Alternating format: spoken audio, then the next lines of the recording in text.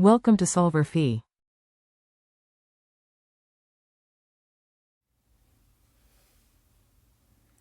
So we're given the amount of protein in grams for a variety of fast food items. So first we want to determine the classes, and this is how we're going to construct a grouped frequency distribution. So we find the highest and lowest values. We see that high is 57 and the low is 12.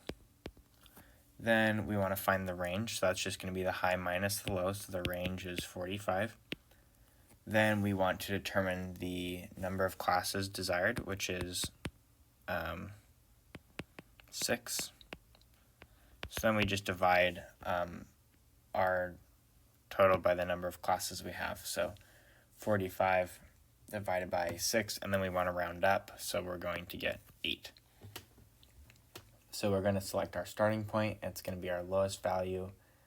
So we're going to start off with our low of 12. And then we're just going to add 8. So I have 12, 20, 28, 36, 44, 52.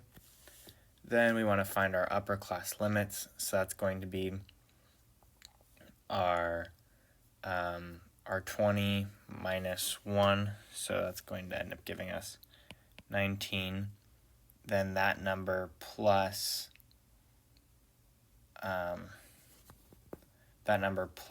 our W value, which is 8. So then that's going to give us 27. Then we add W to that, so that'll give us 35. Add W, we got 43, and then 51. So those are the upper class limits, and these right here are the starting points, and then where we go from there. Those are the lower limits. So then we find the boundaries.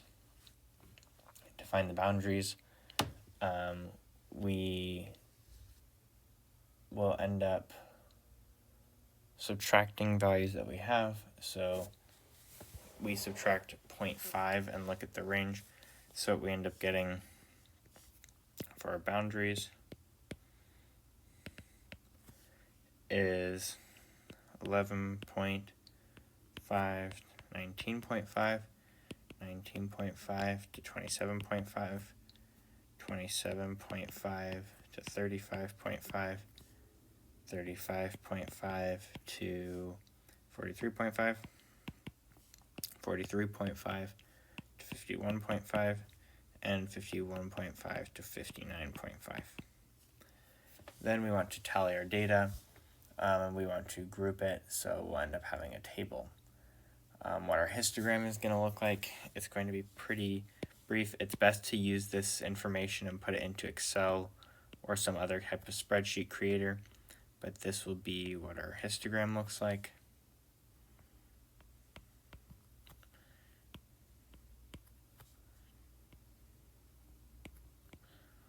And we see that the biggest percentage is the 19.5 to 27.5 range. Then if we looked at our frequency polygon, what we end up getting is a graph that peaks. So it goes like this, and then it peaks. So these are our data points. And then it goes pretty quickly down. And then it kind of skews off and goes like this.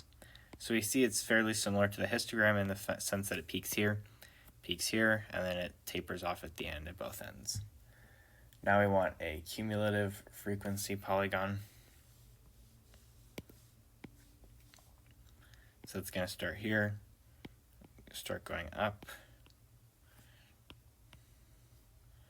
and then it's going to slowly taper off at the end just using straight lines. So that's what it's going to look like in the end. And we look at the frequency polygon, we see that the given distribution is positively or right skewed.